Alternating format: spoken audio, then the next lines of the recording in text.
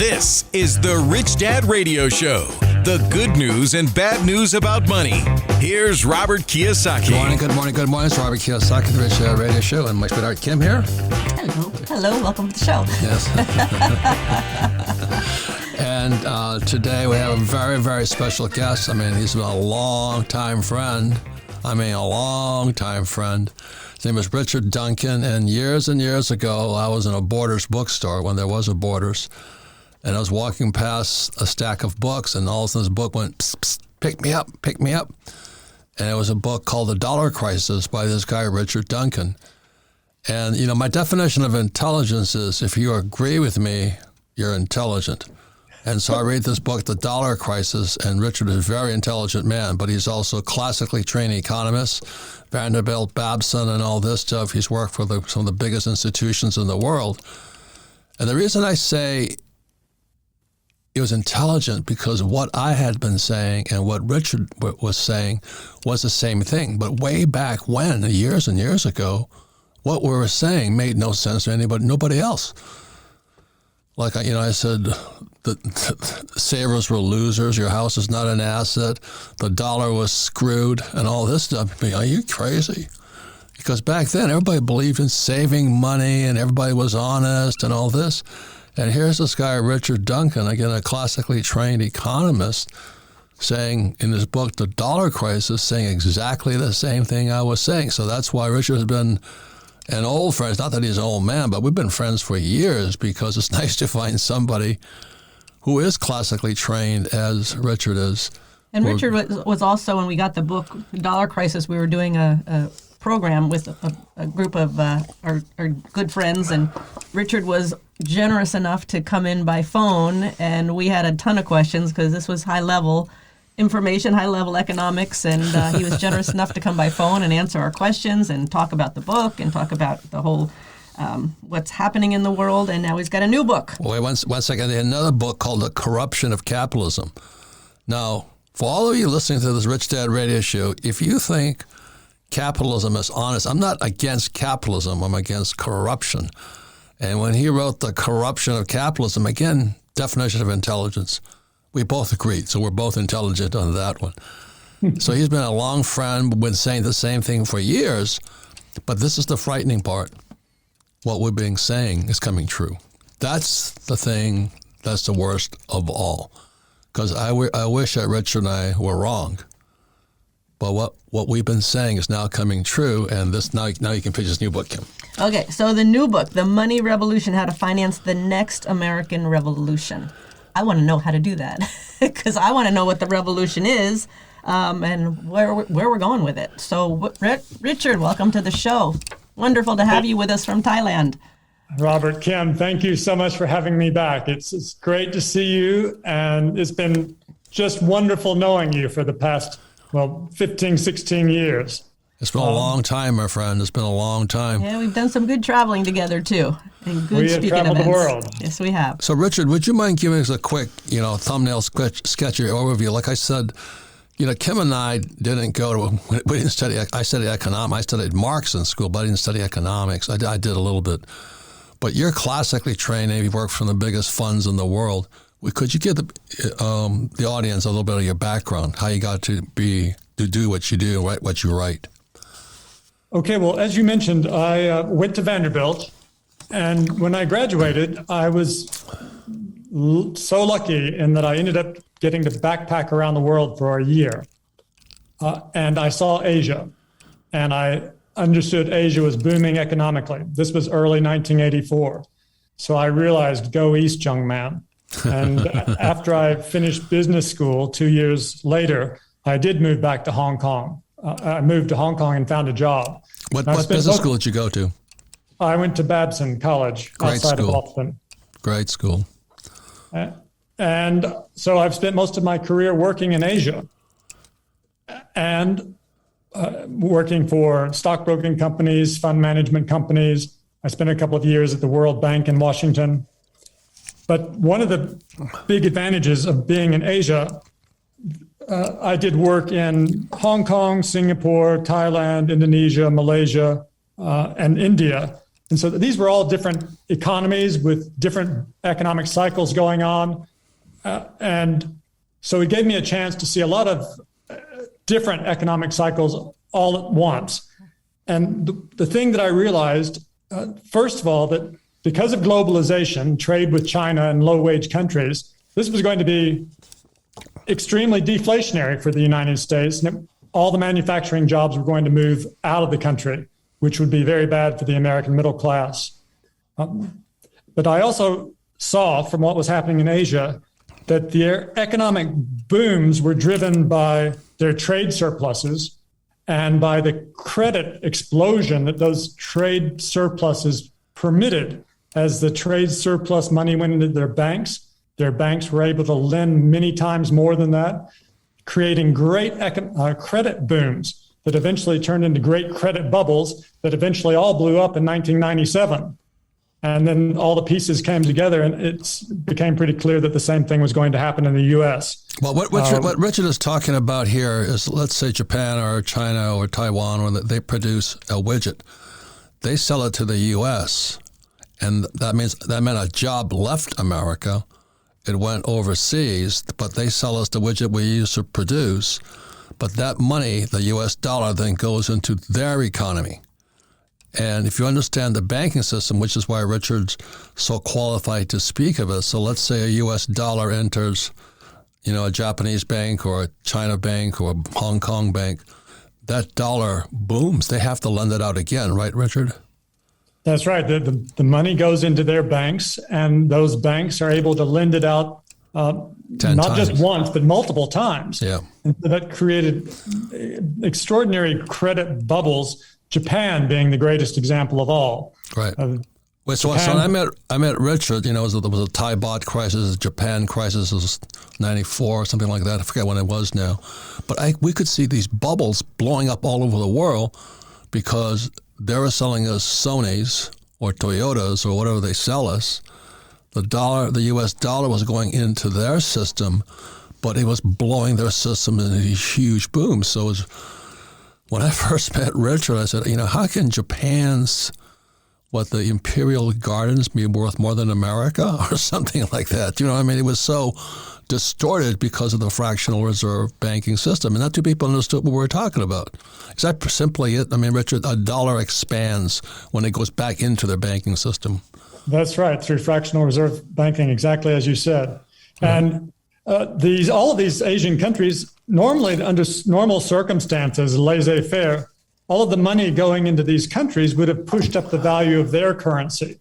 As their exporters change their dollars into yen, for instance, that should have pushed up the yen. But they didn't want their currencies to appreciate because that would have killed their export-led growth. So their central banks created trillions of dollars and bought all of those dollars with this newly created money of theirs. And once the central banks bought those dollars, their central banks invested them in U.S. government bonds or Fannie Mae bonds or corporate bonds or stocks. And all of that paper money that these other central banks were creating, trillions of dollars, came back into the U.S. and blew the U.S. into a big bubble, and that bubble blew up in 2008. Didn't they buy like Rockefeller Center and Pebble Beach and all this stuff? And in Hawaii, they were buying all of our hotels and all this stuff. So suddenly, the Chinese, Japanese, Thai, Vietnamese, they're owning America. And I'm watching all this stuff. Meanwhile, this is in the 80s and 90s, and I'm yakking around. People say, you don't know what you're talking about because you're not a classically trained economist. And here's now my friend, a classically trained economist, and I worked for the big fund guys, and he lives in Asia, and he's saying the same thing we're saying. But this is the last plug I'll give. When I read Richard's books, he says the same problems that affect America will fire back into China, Japan, and all that. And what Richard said was that when the yen or the yuan, the renminbi get too expensive, that's what they're afraid of. If their currency gets too expensive, they lose jobs too. So what Richard predicted, and correct me if I'm wrong, that China would have the same problem because the lower price, lower wage countries would then take jobs away from the Chinese. Something like that. Is that correct, Richard? Well, China is beginning to experience that now. The more jobs are going in countries like Vietnam and Bangladesh. Pakistan. And so China's wages have gone up, and that's making China less competitive. But nevertheless, China has benefited so phenomenally from their trade surplus with the U.S. over the years that they've been able to take that trade surplus money and invest it not only in Chinese infrastructure, but in things like 5G and hypersonic missiles. So they have 5G and hypersonic missiles, and we don't, because they've been investing so aggressively in these new technologies. And not only that, I travel the world. I see Chinese guys always in Cameroon, Africa.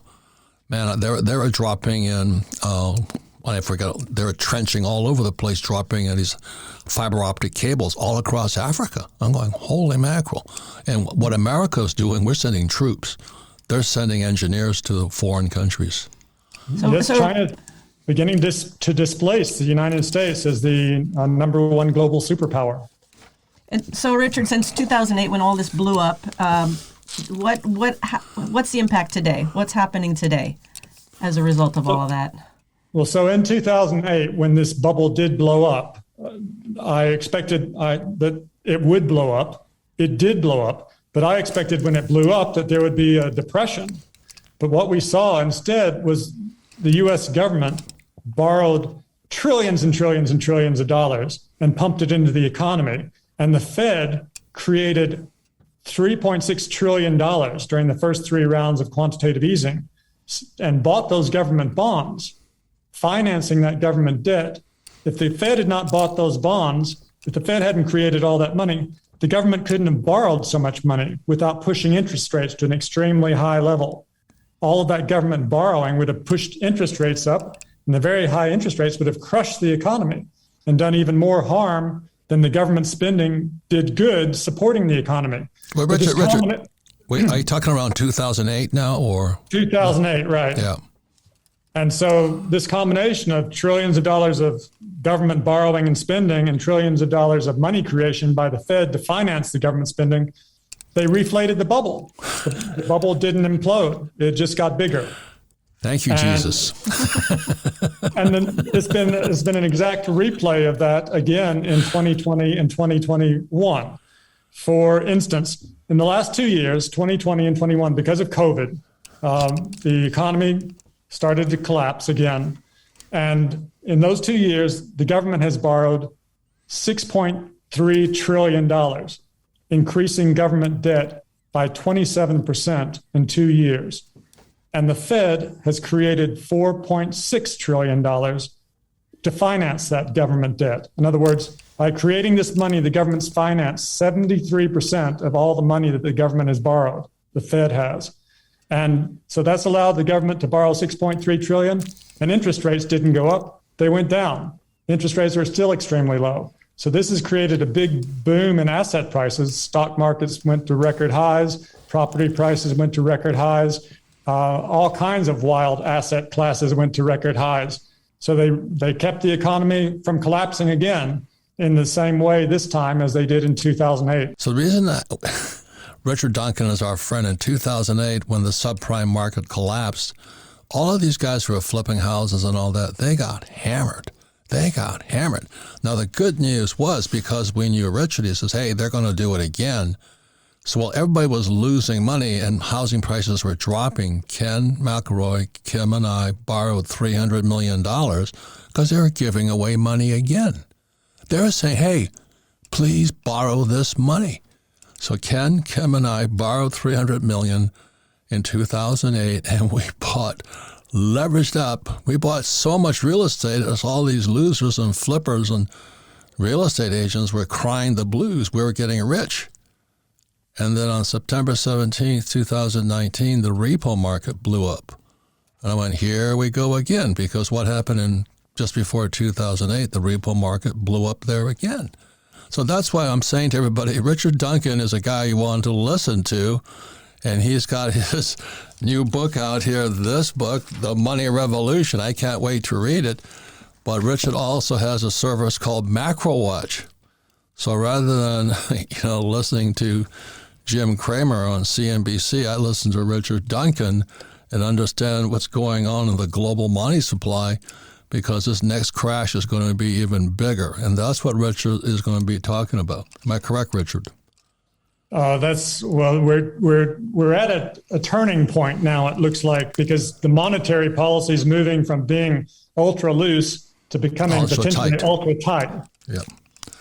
So Richard, the consequence of this $6.3 trillion that they made up and the asset bubbles all over in the stock market, the property market, what is the consequence of all this? Where is this leading us? Well, it depends on what the government does next, because sadly, all of the credit that's been created in recent decades, the economy has become addicted to credit growth. If credit doesn't grow by at least 2% a year, adjusted for inflation, the U.S. goes into recession.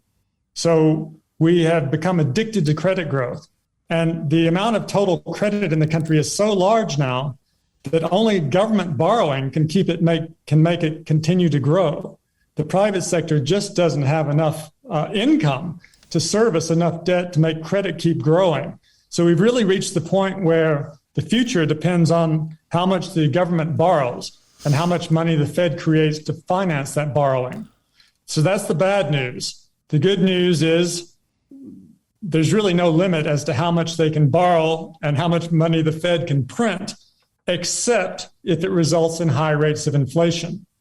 Now, the reason that they got away with this in 2008 is because globalization was so disinflationary.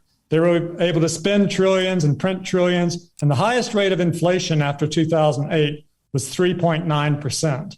That was because of globalization. The problem that we're seeing this time is that globalization is partially broken down because of COVID. We've got these global supply chain bottlenecks. And so we're seeing last month, the inflation rate was up to 7.1%. And that's, in my view, that's not so much because the government is spending so much and because the Fed is printing so much.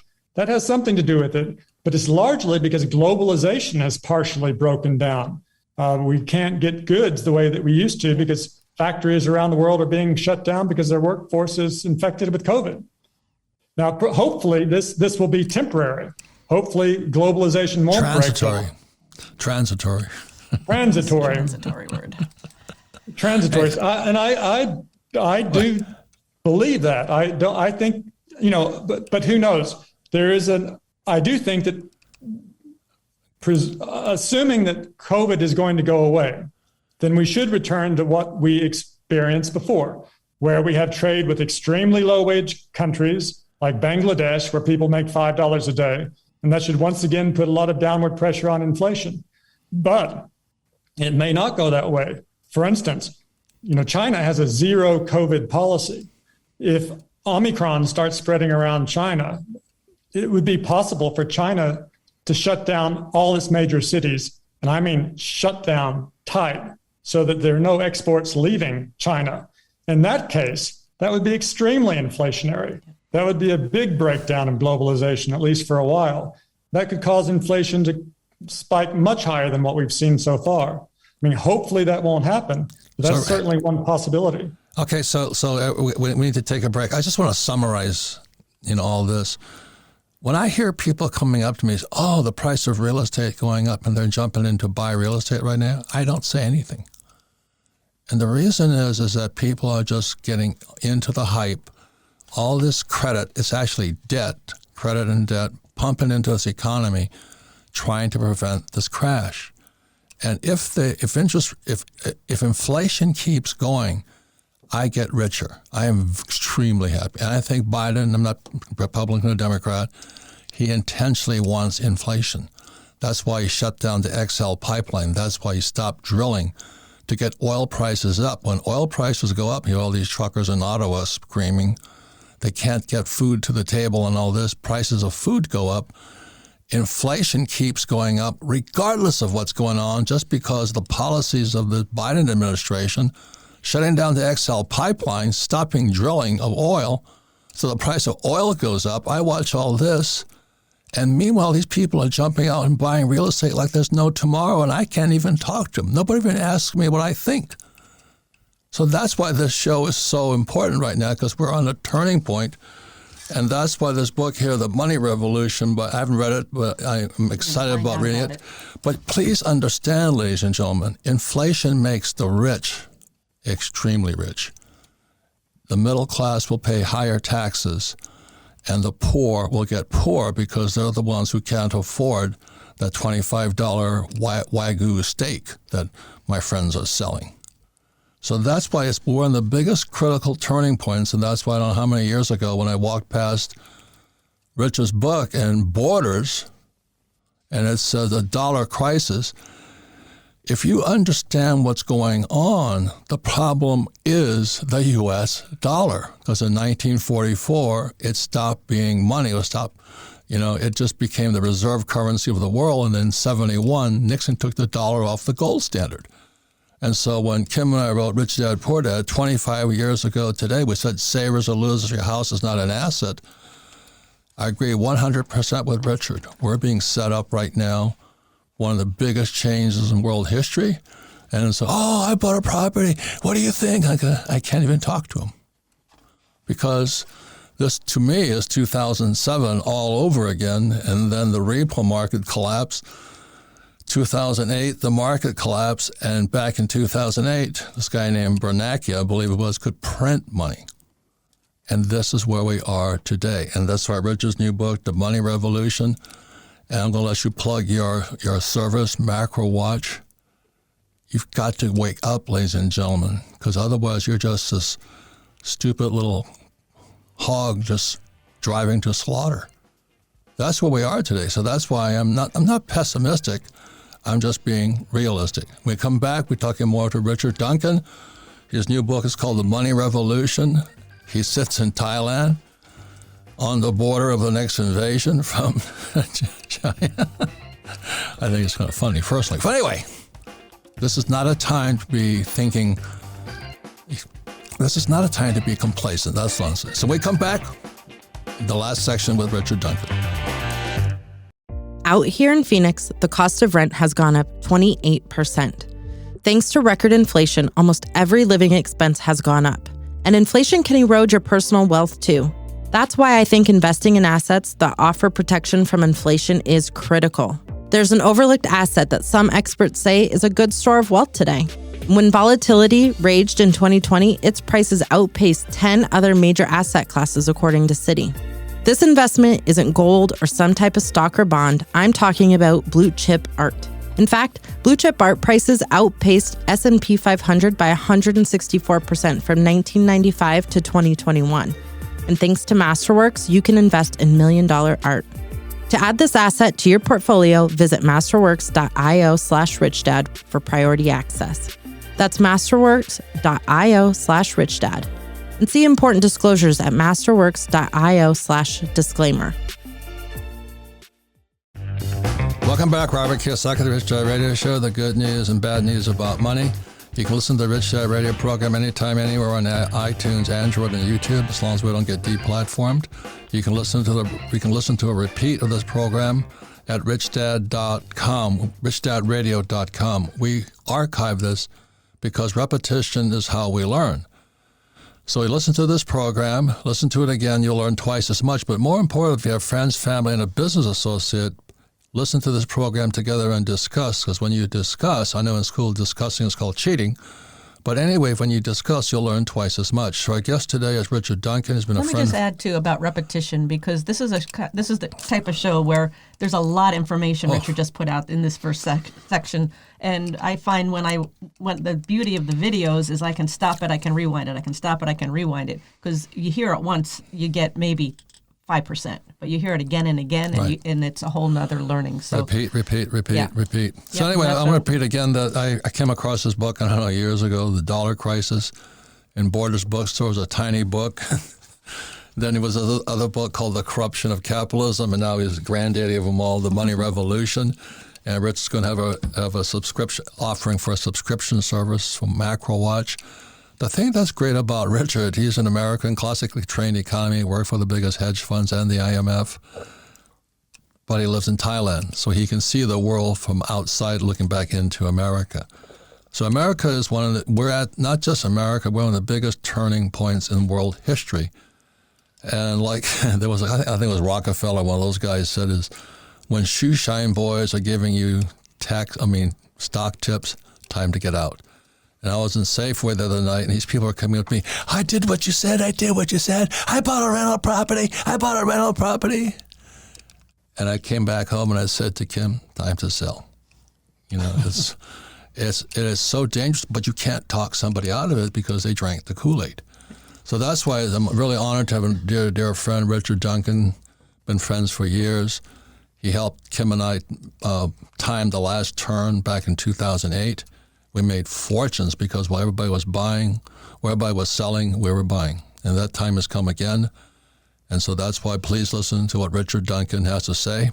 And before we go on, Richard, what is your subscription service to MacroWatch? Because that's the most important thing somebody can invest in today. Well, thank you. MacroWatch is a video newsletter.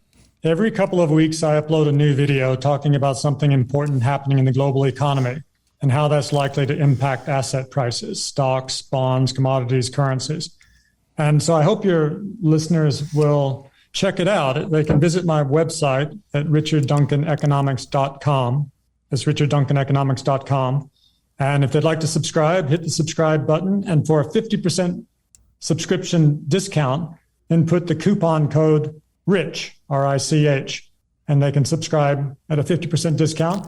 They'll get one new video every couple of weeks, and they'll have immediate access to the 75 hours of videos in the MacroWatch archives, explaining basically everything important that's happened in the last 8 years since MacroWatch started. Okay, I hope they'll check that out. 50% off of what's the gross price? 50% off $500 a year. So it's $250. Okay, ladies and gentlemen, that's probably the best investment you can make at this time because I agree 100% with Richard. We've seen this coming. I don't know which way it's going to go, but we have a lot of really desperate, stupid people running the show right now. And Richard, you're talking about what's coming up and with MacroWatch and all of this. So one of the things you're talking about is this quantitative easing where they print money. Now there looks to be a shift to monetary tightening, which doesn't necessarily mean they're not going to stop printing money. They're still printing, but at a lesser rate. Is that what's happening? Tell me what's going on with all of that? Yeah, so this is why the stock market had such a bad month in January. Up until a few months ago, the Fed was still creating $120 billion every month. And then in November, they said they were going to start tapering that, reducing that by $15 billion a month. But the very next month in December, they said they're going to double that and reduce it by $30 billion a month. And that meant that it's going to come to a complete stop early. The money printing is going to end totally early next month. And then totally end. No more printing next month. No more printing. And then the real blow came because in early January, they started letting it be known that they were planning to do the opposite. Instead of printing a lot of money through quantitative easing, they're going to start destroying a lot of money through quantitative tightening. Now, when they print money, that pushes asset prices up. When they destroy money, that tends to make asset prices fall. And when the stock market heard that, they freaked out. How do they destroy money? Well, they destroy money because when they print money, they buy bonds with that money. And normally, when the bonds mature, they just roll them over and buy a similar kind of bond. But they destroy money by essentially selling those bonds. And when the Fed, what happens is the bonds mature and the Fed doesn't roll them over. Someone else has to buy the bond. So the Fed gets its money back. And when the Fed gets money back, that money just evaporates. The Fed doesn't need to keep any money because it can make all the money it wants anytime it wants to. So it's a bit complicated to explain in just a few sentences, but the bottom line is it's the opposite of quantitative easing. Quantitative tightening destroys money, and that tends to make stock prices fall. And we're about to get a heavy dose of quantitative tightening coming into effect within the next couple of months. And we're going to get interest rate hikes. And it's going to make it harder and harder for mom and pop to go buy that house they're going to flip. And isn't that going to drive inflation through the roof? Well, they think the opposite. When they instead of printing money, that's the thing that normally causes inflation. It stimulates the economy. It creates growth.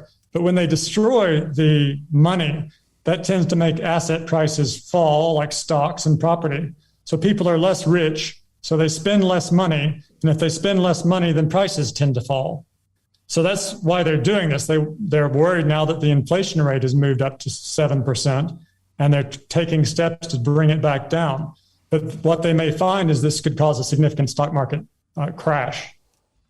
And already last month, the S&P fell almost 10%, and NASDAQ fell 15% between the 4th and the 27th last month.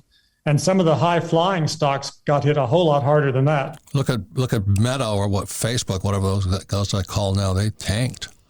It lost 26% in a day, destroying $230 billion of American wealth. There goes your 401k, sweethearts. And that's why I spoke out against 401ks and stupid stock market stuff forever. And then all you guys who are you're planning on renting your property, people won't be able to afford the rents. That's what it means.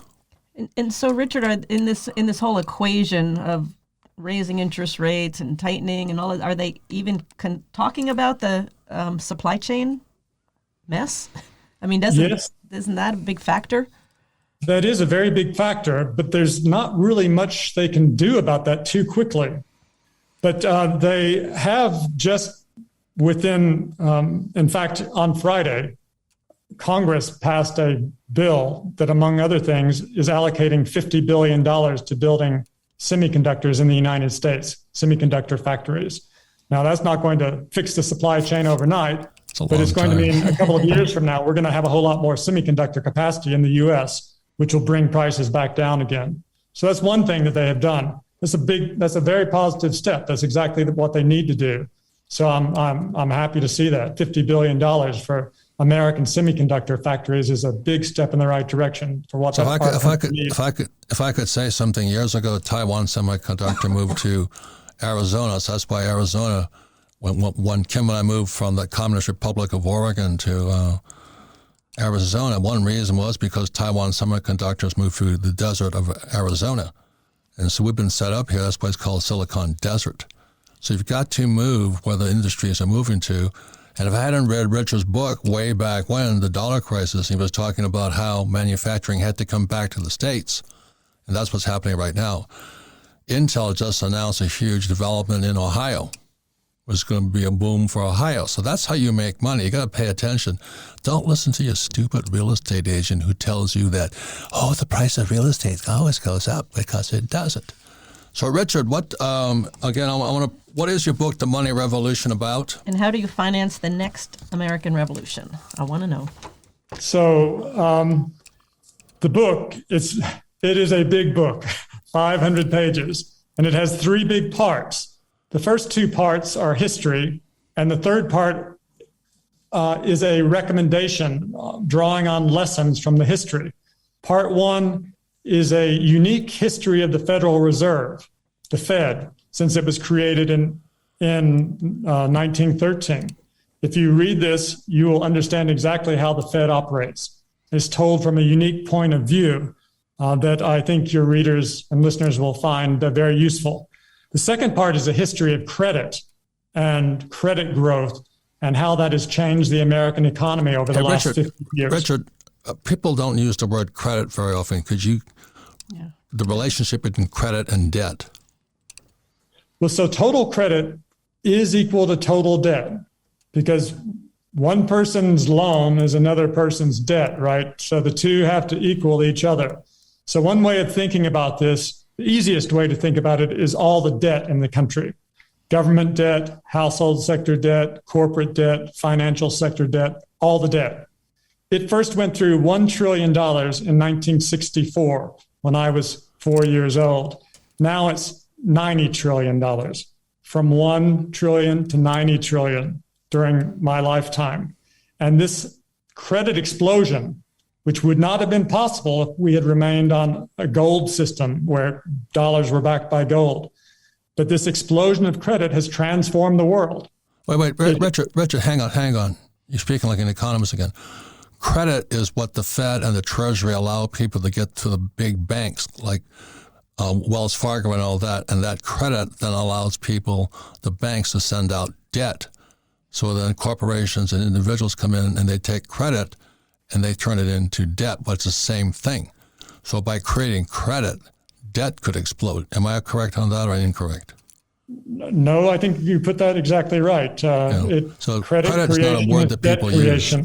Yeah, credit's not a word people use. They use credit card, but they think about debt, their household debt. So that's what I'm saying. Because Rich Dad is not we don't teach economists. We teach the everyday mom and pop who is trying to speculate on their 401k or their house.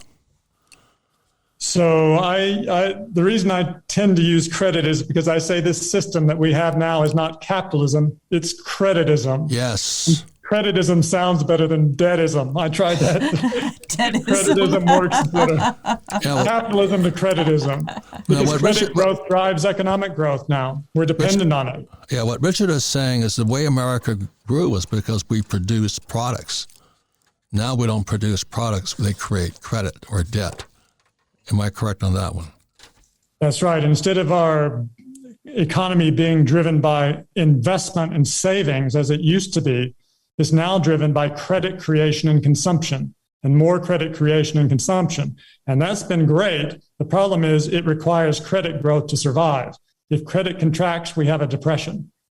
And that has made us dependent now on government borrowing and government spending to keep us out of depression. So Richard, I know we're just about out of time, but can you give us a quick summary of what the solution is? Well, so since we must have credit growth, punt on first down. Credit growth, we're reliant on government borrowing and spending. So the solution is how to finance the next American century is, since we've seen over the last dozen years, it is possible for the government to borrow trillions of dollars and to finance this through money creation. We should not waste this money that the government's going to borrow. We should invest it in new industries and new technologies on a multi-trillion-dollar scale over the next 10 years. And if we do, that will induce such a technological revolution. It will turbocharge economic growth. It would make everyone enormously wealthy. But more importantly, it would create such technological miracles and breakthroughs that we really would have a shot at curing all the diseases and extending life expectancy and developing limitless clean energy. So the one thing that's really important is, people say that's never going to happen. The government won't do that. Because you're saying the government has to do this. Because that's called socialism and communism, Richard. I'm saying the government has to fund it. But the best thing would be for the socialism and communism, Richard. No, the government can fund it, but then they can allocate the money to the private sector through joint venture companies so that the private sector actually manages these projects. And that's the government is now starting to do this. Just on Friday, the House passed a $350 billion act called the America Competes Act. That is exactly that, $350 billion for new investments in new industries and new technologies. And the Senate has also passed a similar bill. So this is not pie in the sky. This is something that's beginning to happen now. And we need this desperately, not only to keep the economy growing, but because we're about to be overtaken by China. China, in the year 2000, the U.S. invested 8 times more than China. But in 2019, China overtook the U.S. in investment. And if current trends continue, by the end of this decade, China is going to invest 40% more than the United States. And if they do, we're going to be a second-rate, has-been vulnerable power long before the middle of the century. We don't have to let that happen. We can invest, we can make our economy boom, we can create new technologies, and we can develop artificial intelligence before China does. And we can lock in, the book's called How to Finance the Next American Century. This is how to finance it. We can do this. We can easily afford to invest on a multi-trillion-dollar scale over the next decade. And if we do, the first American century won't be the last. So Richard, let me play devil's advocate with you right now, because this is where you and I go back and forth on it. Do you remember a company called Solyndra that Obama financed? Yes. And how much did it lose? Everything. $10 million? there's something called smartphones, and everything in those smartphones all came from government investments. Richard, I understand that. Yes. Richard, I understand that. Please Trillion-dollar industry, multi-trillion-dollar industry. Richard, from please hear government me. investment. Richard, this is where you and I always differ. I agree with you. But every time the government gives money to somebody steals it anyway. And that's the problem we have right now. So anyway, I agree with you, and all this stuff here, but I don't see the solution of that's called socialism, and it's called central banking. That's all that stuff's the same thing. They keep trying it. That's my problem. So I'd rather have them subscribe to your newsletter and not be stupid. That might be the best way to do it right now, because I don't think the government's going to give any of our listeners a couple of $1 billion to start a chip factory. That's all I'm saying here. So it's nice pie in the sky stuff. It works in theory. I haven't seen it work in real life so far, except for the military defense contractors like Boeing and Lockheed and those guys. They get government funding to build weapons, and that's what America's strong at. So, ladies and gentlemen, I want to thank Richard Duncan for being part of our show. We don't make any recommendations what to buy, sell, or do. We just ask you to stay awake, pay attention, and make your own decisions on your financial decisions. And check out RichardDuncanEconomics.com, check out Macro Watch, and check out the new book, The Money Revolution. But really, I think his best book was called The Corruption of Capitalism, because that's really what happens. We're not capitalists anymore. So, Richard, thank you very much. Keep up the good work. Thank you, guys. Thanks so much for having me back on the show. All right, thank you. So we come back, we'll have a final wrap-up with everybody. So we'll be right back. Thanks, Richard. Welcome back, Robert Kiyosaki, the Rich Dad Radio Show, the good news and bad news about money. Once again, listen to the Rich Dad Radio Show anytime, anywhere on iTunes, Android, or YouTube. And also all of our programs are archived at richdadradio.com. We archive it because we're an education show. We make no recommendations. We don't say buy this or do that or sell this. But the most important thing is listen to this program again with friends, family, and business associates and discuss this program, because it's a very important program. So my dear friend Richard Duncan, like I said, read his book years ago called The Dollar Crisis, before there was a crisis. And now we're in a crisis. So please listen to what he said. Any comments on that, Kim? Yes, well, as we ended with his solutions, and his solutions has been wanting the government to spend money in the right places to build the infrastructure and to build the economy. So the one thing I want to say is that the reason we have people on our show is to have different points of view. Now, obviously, Richard has more confidence in our government than we do. But I would love to have his solution come to fruition. I just don't have that confidence in the government that they will know what to do. And how would they know where to invest money, because they're not business people? So that's my concern. How would they know where a good opportunity lies versus a bad one? That's my concern. To your point, Kim, he doesn't even live in the United States. No,